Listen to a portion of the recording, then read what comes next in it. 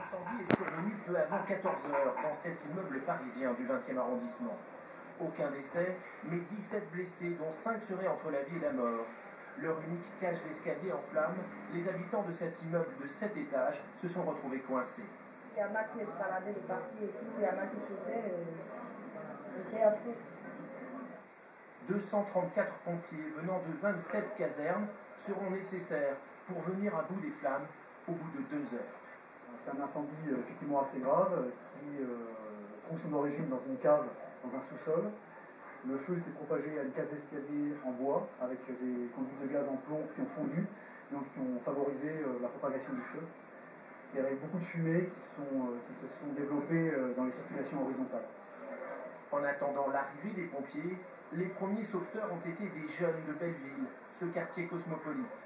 Des jeunes qui n'ont pas toujours bonne réputation, mais qui aujourd'hui semblent avoir été héroïques. Impressionnés de leur détermination à vouloir justement sortir ces jours-là.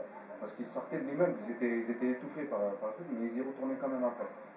La ministre du Logement, Cécile Duflot, s'est rendue sur place.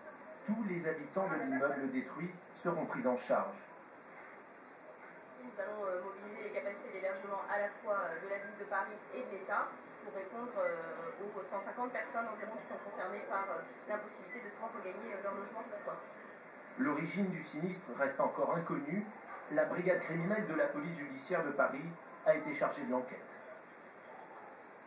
Bonsoir Geneviève Faure, vous vous trouvez sur place en direct. Le feu s'est rapidement propagé, on l'a dit. A-t-on une idée ce soir de l'origine du sinistre ?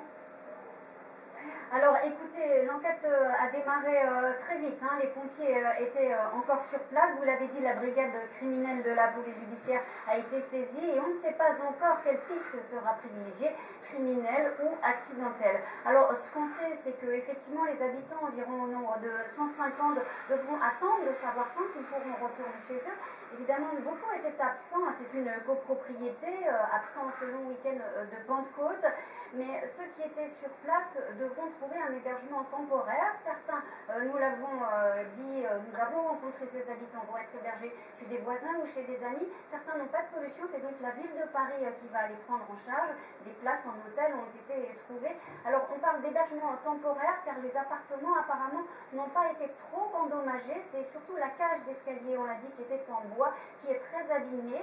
Et nous avons rencontré aussi l'architecte de la ville de Paris qui est sur place pour voir quel danger représente cette cage d'escalier et quand les habitants pourront à nouveau l'emprunter et éventuellement retourner chez eux. Merci Geneviève pour ces explications.